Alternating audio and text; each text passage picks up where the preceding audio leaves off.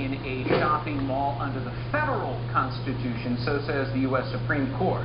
But they also said California is different, that they do have, under the Constitution there, a right to free speech in parts of the mall subject to reasonable regulation. So wasn't the pastor's First Amendment rights violated?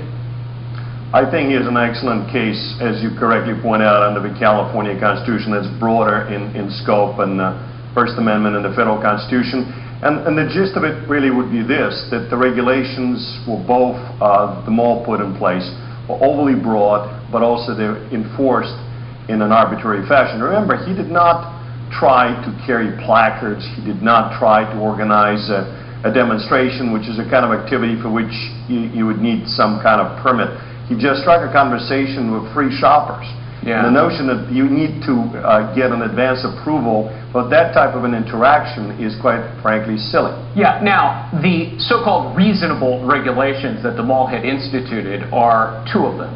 First of all, you're restricted to a specific place in the mall. Second of all, correct, the speaker, and this is the troubling one, the speaker has to submit an application 4 days in advance. Doesn't that strike you as a lawyer as maybe potential censorship here and unreasonable?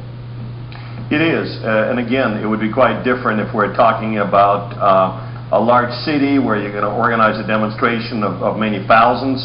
A number of cities, actually I can tell you a number of cities don't require that long of an advance period, so they manage it.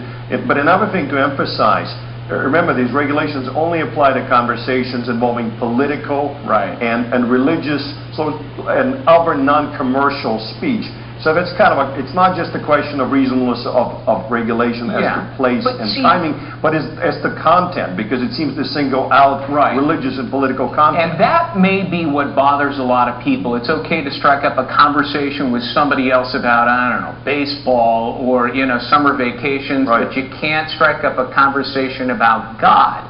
There's something that may be offensive to a great many people about that.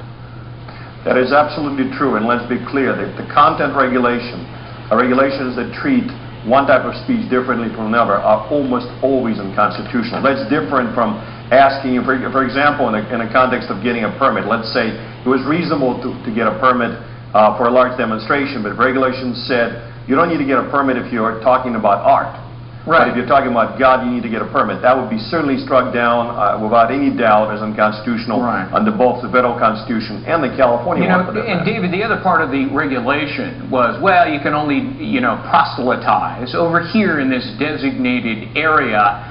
Now, I thought about that for a while, and I thought, you know what, if I'm a business owner and somebody is proselytizing literally in my store at the shopping mall and driving customers out, I guess I have a sort of legitimate business interest to prevent that from happening, and thus the reasonableness of the designated area?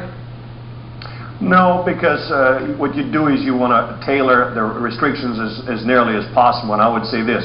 If your behavior in a store, say in a store in the mall, right outside the store, is driving customers away, there will be general nuisance and loitering approaches that would enable you to ask the person to leave and then, in fact, cause him to be arrested. You don't need to have regulations of this kind for it. But nothing like that happened here. David, yes or no? Is the preacher going to win?